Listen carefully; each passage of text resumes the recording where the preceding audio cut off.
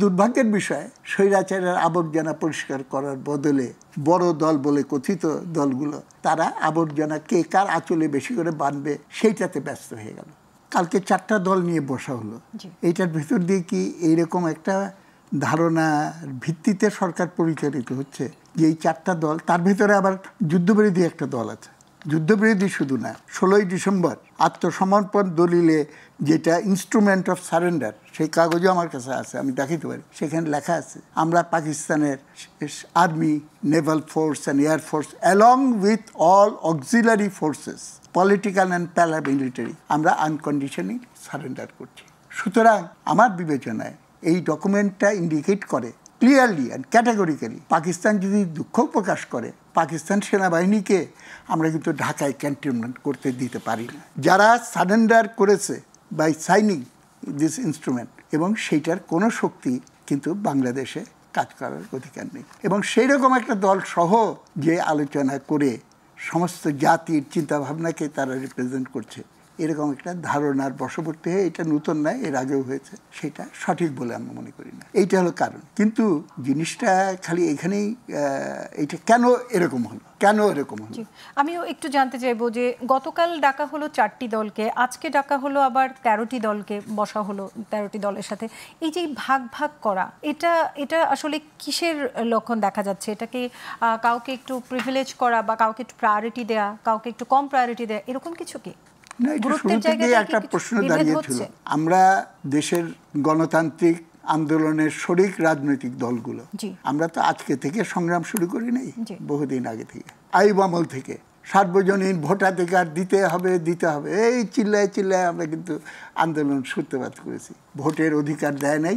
ভোটের রায় যখন ভোট যখন হলো, ভোটের রায় কার্যকর হতে দিল না। তখন আমরা বললাম, এই ভোটের রায় যদি অল পাকিস্তান বেসিসে কার্যকর হতে না দাও, তাহলে পূর্ব পাকিস্তানকে স্বাধীন করে হলো জনগণের ভোটের রায়কে কার্যকর করব। এবং দ্যাট ওয়াজ দ্য লজিক, যেটার ভিত্তিতে আমরা মুক্তিযুদ্ধে অবতীর্ণ হলাম, যখন নাকি ক্র্যাকডাউন হলো, জেনোসাইড শুরু হলো। এখন সেই ভোটাধিকার নিয়ে পরবর্তীকালে দেশ স্বাধীন হওয়ার পরেও আমাদেরকে লড়াই চালাতে হয়েছে।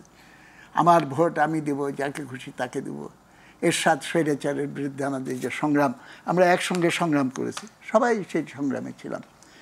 এবং সেই কাগজে আমি সঙ্গে এনেছি, খালি রেফার করব আমি।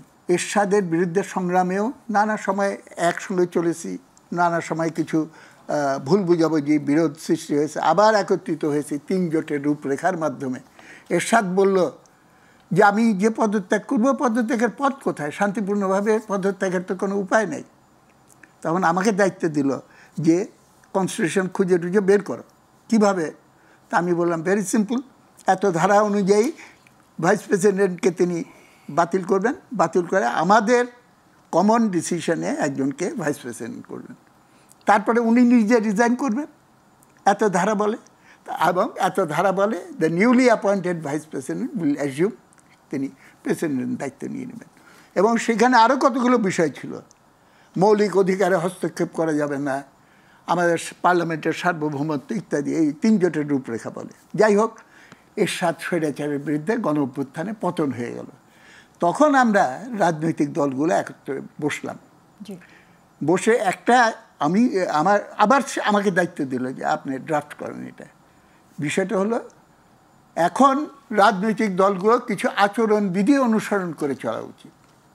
এবং সেখানে মেইন বেসিসটা ছিল যে আমরা বছর 2 অন্তত পক্ষে দলের স্বার্থটাকে বেশি না দেখে স্বৈরাচারের আবর্জনা পরিষ্কার করার কাজে নিয়ে না, এটা শেষ করে নেই, জাস্ট ছোট করে।